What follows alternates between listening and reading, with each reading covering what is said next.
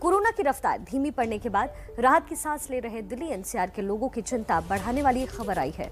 अगर आप भी दिल्ली, नोएडा या गाजियाबाद में रहते हैं तो ये रिपोर्ट जरूर देखिए, साथ ही समझिए कि आपको क्यों हो जाना चाहिए बिल्कुल सावधान।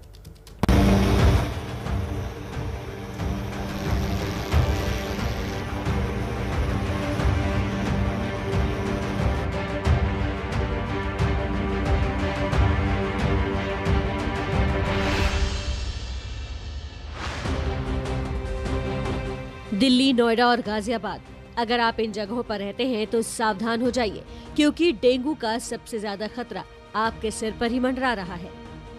हम ऐसा क्यों कह रहे हैं, पहले वो जान लीजिए। दिल्ली, नोएडा और गाजियाबाद में डेंगू मरीजों का आंकड़ा 1250 के पार पहुंच चुका है।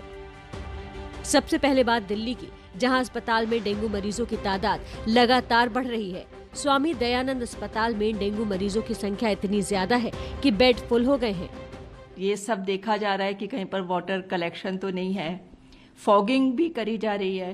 Currently 110 patients are admitted in this hospital. Delhi में हालात कितने खराब हैं, इसका अंदाजा इन आंकड़ों से लगाइए। दिल्ली में अब तक 1000 से ज्यादा लोग डेंगू के शिकार हो चुके हैं। कुल डेंगू मामलों का 60% यानी 600 से ज्यादा मरीज तो सिर्फ अक्टूबर में ही सामने आए हैं। डेंगू डरा रहा है तो डेंगू के मुद्दे पर सत्ताधारी पार्टी के विधायक एमसीडी को कोसते हुए सियासत का धुआं उड़ा रहे हैं। एमसीडी यानी कि दिल्ली नगर निगम की कानूनी जिम्मेदारी बनती है दिल्ली में फॉगिंग कराकर दिल्ली को मच्छर मुक्त करना, लेकिन क्योंकि नगर निगम पूरी तरीके से भ्रष्ट है, इसीलिए हमने ये बेड़ा उठाया कि केजरीवाल साहब की लीडरशिप में अब आम आदमी पार्टी के विधायक अपने इलाके में खुद फॉगिंग करवाएंगे। सियासत अपनी जगह है, लेकिन यह हकीकत है कि पूर्व से पश्चिम और उत्तर से दक्षिण तक दिल्ली के हर हिस्से में डेंगू कहर बरपा रहा है। डेंगू के सबसे ज्यादा 300 केस दक्षिणी दिल्ली नगर निगम से हैं। उसके बाद 237 केस उत्तरी दिल्ली नगर निगम से और 122 केस पूर्वी दिल्ली नगर निगम से आए हैं। अब दिल्ली से सटे नोएडा की तस्वीरें भी आपको दिखाते हैं। देखिए दिल्ली में दहशत के बीच कैसे नोएडा में सिस्टम की खुली लापरवाही डेंगू के मच्छरों को दावत दे रही है। जरा नोएडा में सोए सिस्टम का सच दिखाती इन तस्वीरों को देखिए। डेंगू पैर पसार रहा है और सिस्टम की नींद नहीं टूट रही। नोएडा के सेक्टर 115 और सेक्टर 120 में रिहायशी इलाके के पास बारिश और नाले का गंदा पानी जमा है, लेकिन प्रशासन को कोई फिक्र नहीं। ये बारिश का पानी और नाले का पानी भी आके रुकता है। क्यों भर जाता है? हर बार पानी का निकासी नहीं है। बहुत ही ज्यादा मच्छर है, रातों को आदमी को सोने नहीं देता है और बहुत ही ज्यादा परेशान है यहाँ के लोग। प्रशासन भी इसे देख नहीं रहा। यहाँ से ज्यादा एक तालाब है इधर मैडम पीछे, उसमें भी बहुत गंदगी रहती है।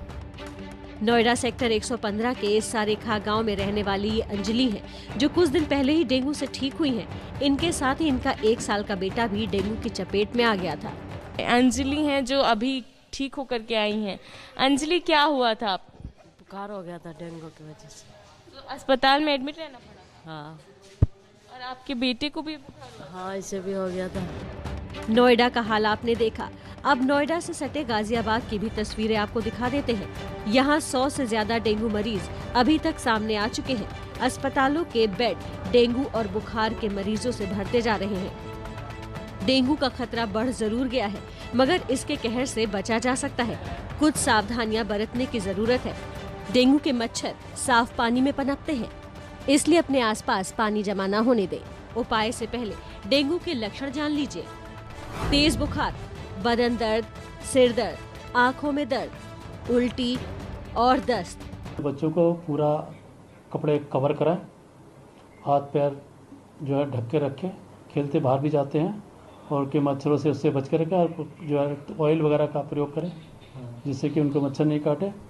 और थोड़ा सा अपना पानी की सफाई रखें, पानी जहाँ इकट्ठा हो रहा है वहाँ पे सफाई रखें। एनसीआर में डेंगू के तेजी से बढ़ते मामले चिंता बढ़ाने वाले हैं। ऐसे में सावधानी बरतें और डॉक्टरों की तरफ से बताई गई बातों को ध्यान रखें।